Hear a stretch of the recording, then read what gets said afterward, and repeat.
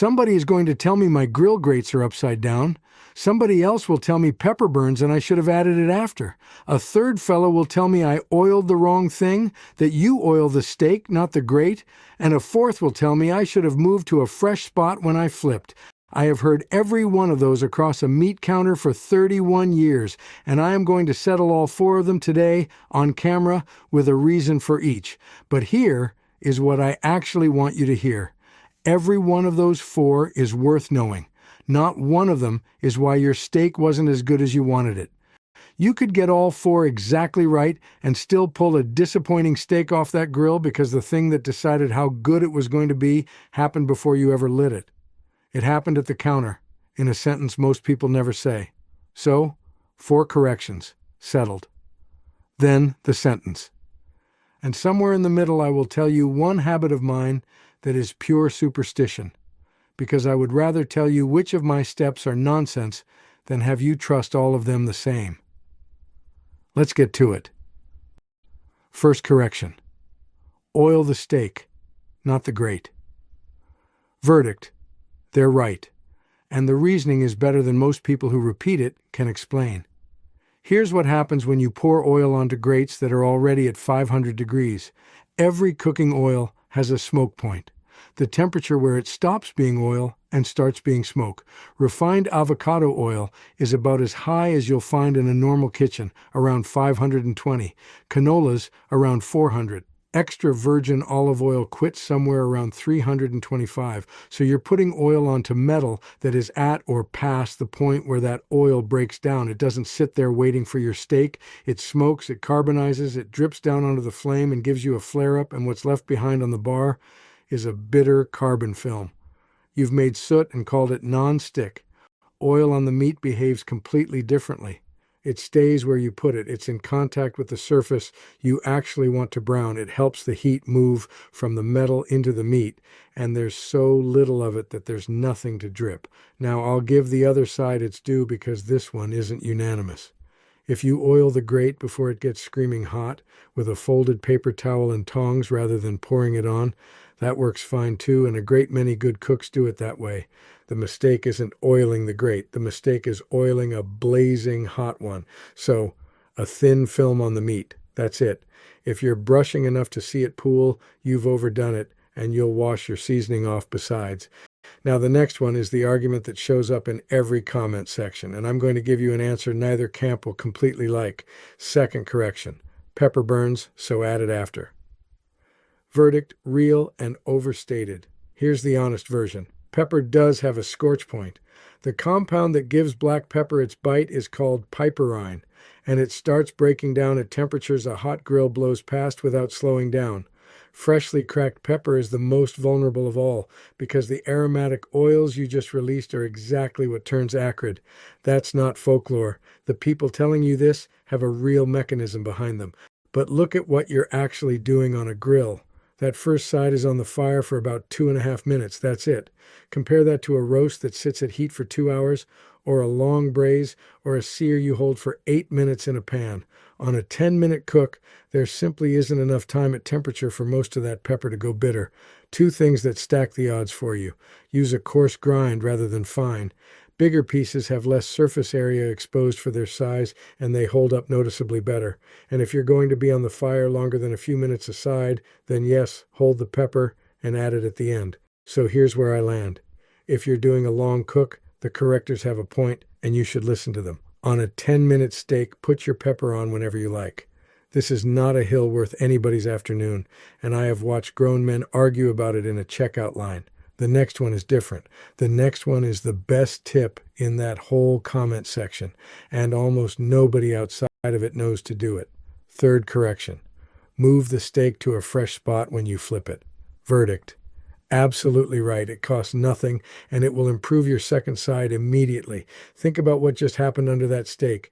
Cast iron or steel holds a certain amount of heat. Your steak went down cold, sat there for 2.5 minutes, and pulled heat out of those bars the entire time. The metal directly under the meat is now meaningfully cooler than it was when you started, because your steak took that heat and used it.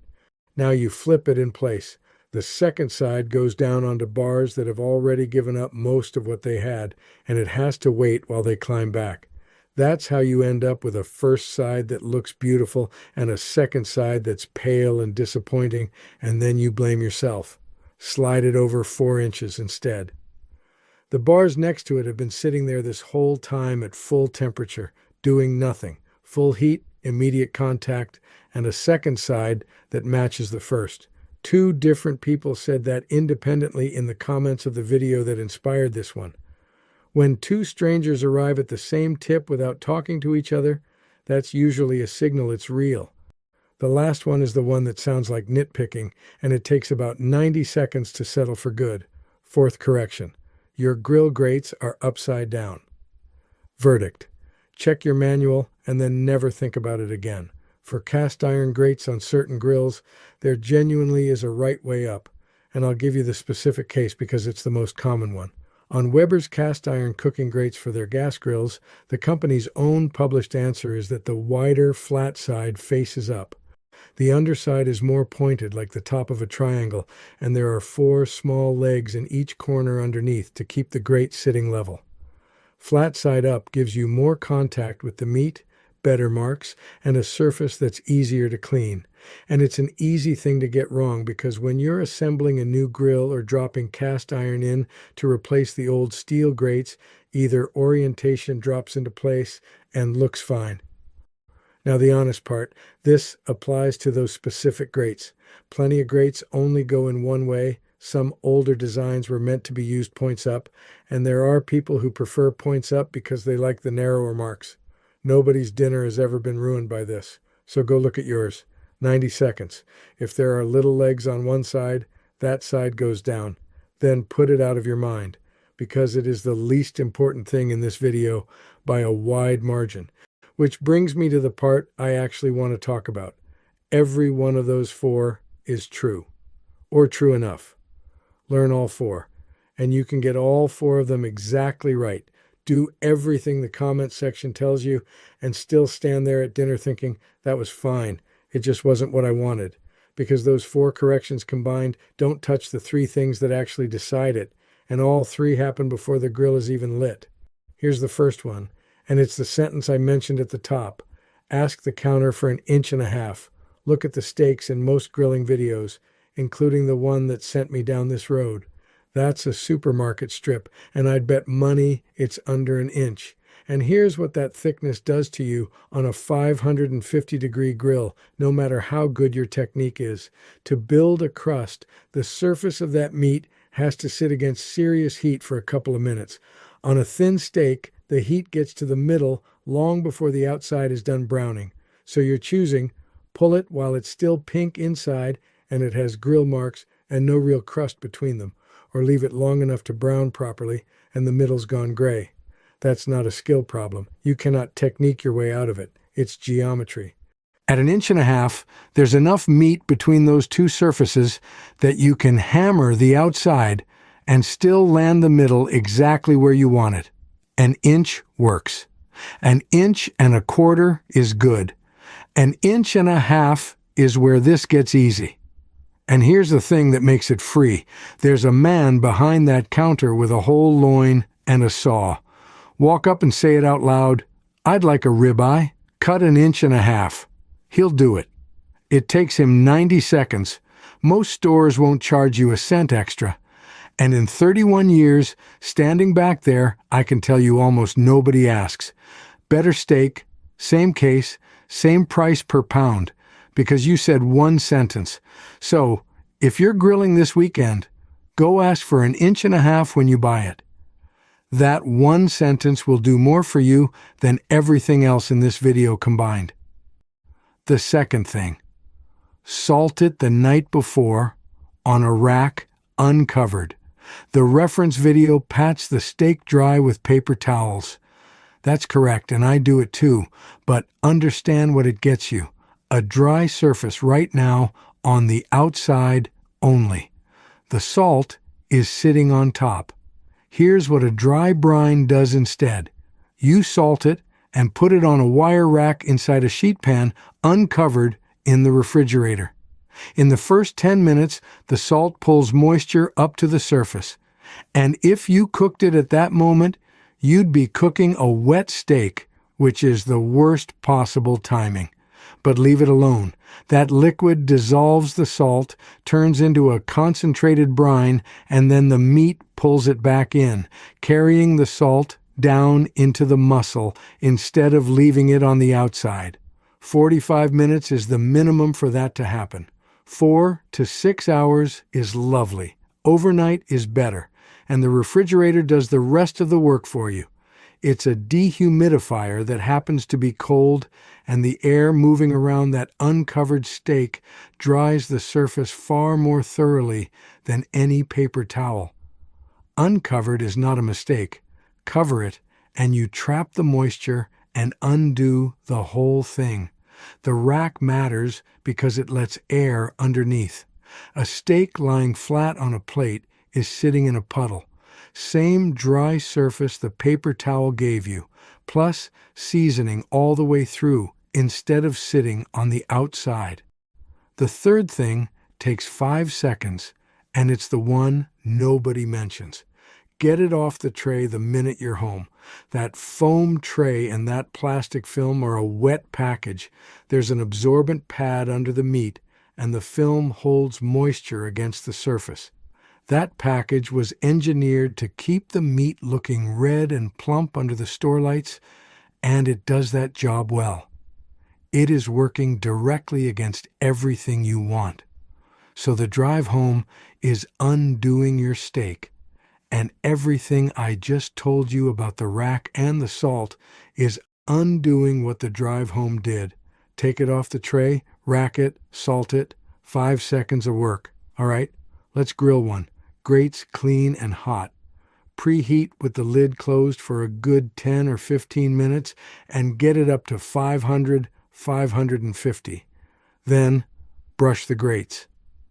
Cooking on yesterday's carbon is its own kind of sabotage, and a dirty grate is the #1 reason food sticks. Thin film of oil on the meat, not the grate, for the reasons we covered. Lay the steak down and listen. You want an immediate, hard sizzle. If it goes on quietly, your grill wasn't ready, and you should have waited. Press it down once with the tongs, just for a second, to make sure the whole face is touching metal. Then leave it alone. Don't lift it to peak, don't shuffle it, and don't press it again. Every press after that first one is squeezing out juice you paid for. 2.5 minutes. Then, if you want the diamond marks, lift it and set it back down, turned a quarter of the way around, same side down. Another 2.5. Then flip and slide it over to fresh bars. Same timing on the second side, and now you use the thermometer instead of your thumb. $20 buys one. The thumb test asks you to compare your steak to the meat of your own palm. And I'd ask you this: whose palm? Mine have been in cold meat since I was 19. They don't feel like yours. That test never made sense, and it never will. Go in from the side of the steak into the thickest part and stop in the middle. Now pull temperature, and here's where I part ways with the reference. That video pulls at 115 degrees and counts on 10 degrees of carryover. That's aggressive, and on a thick steak that's had a hard sear it works, but it leaves you almost no room for error. Medium rare, on the plate, is 130 to 135. Carryover is generally about 5 degrees, maybe a little more off a hot grill. So, I pull at 120 to 125, and I'm comfortable there. You can always put a steak back on the fire. You have never once uncooked one, and the government's number, since you deserve to have it, 145 degrees for whole cuts of beef with a 3-minute rest. That's a good deal more done than what I just described, and it's your call to make, not mine. Then rest it. 10 minutes on a board, and don't shortcut this. When that steak comes off, The outside is around 200 degrees and the middle is around 120. Meat that hot can't hold liquid. It's squeezed tight and all the juice is crowded into the cool center. Cut it right then and it runs out onto your board and you blame the searing. Give it 10 minutes and the outside cools toward the middle, the muscle relaxes, and the juice redistributes back through the whole steak. 5 minutes isn't enough on a thick one. 10. Now the part every video in this world leaves out. A ribeye forgives you. It's got fat running all the way through the muscle, and that fat renders as it cooks and covers for you. Go 5 degrees past where you meant to, and a ribeye keeps quiet about it. That strip in the reference video is leaner.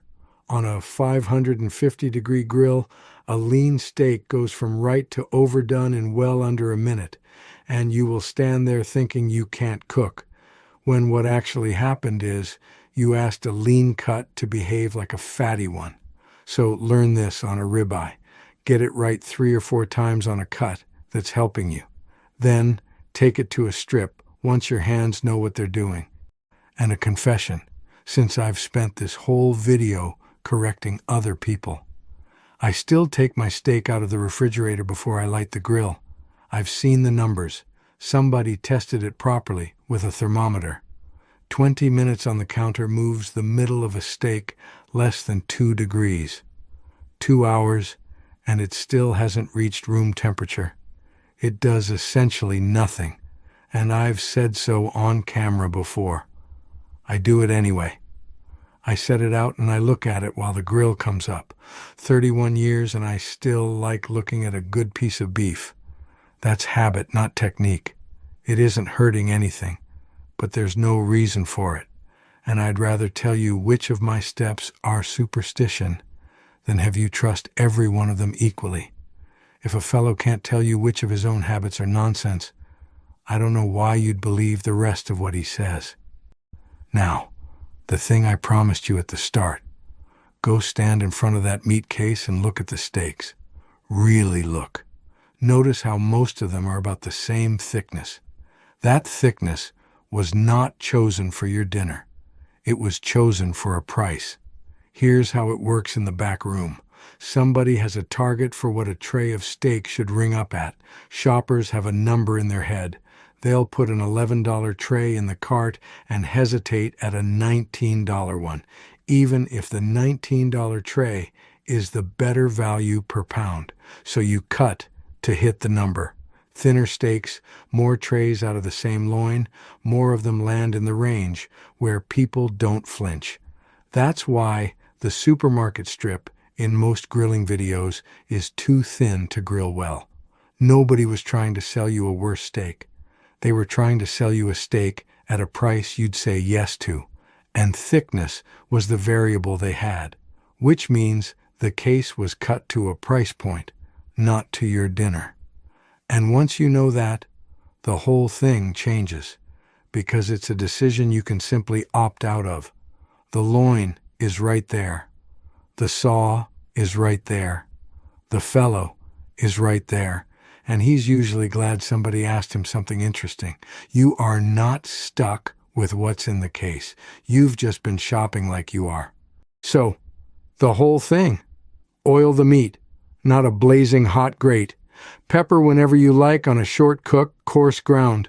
Fresh bars when you flip, check your grates once and forget it. Then, the 3 that matter. 1.5 inches. Salted on a rack the night before, uncovered. Off that tray the minute you're through the door. Clean hot grates, hard sizzle, press once, 2.5 minutes, quarter turn, 2.5 more, flip to fresh metal, thermometer instead of thumb, pull at 120 to 125, 10 minutes on the board. Here's what I want from you, and I read every one of these. 2 numbers, what a strip costs per pound at your store this week, and what a ribeye costs in the same case. Same store, same day, both numbers together. I've got a specific reason for asking. There's a thing happening with those 2 prices in most of the country right now that I don't think people have noticed, and depending on what you all report back, it may change what I tell you to buy. I'll get to it next week. 2 numbers down below. Go ask for an inch and a half.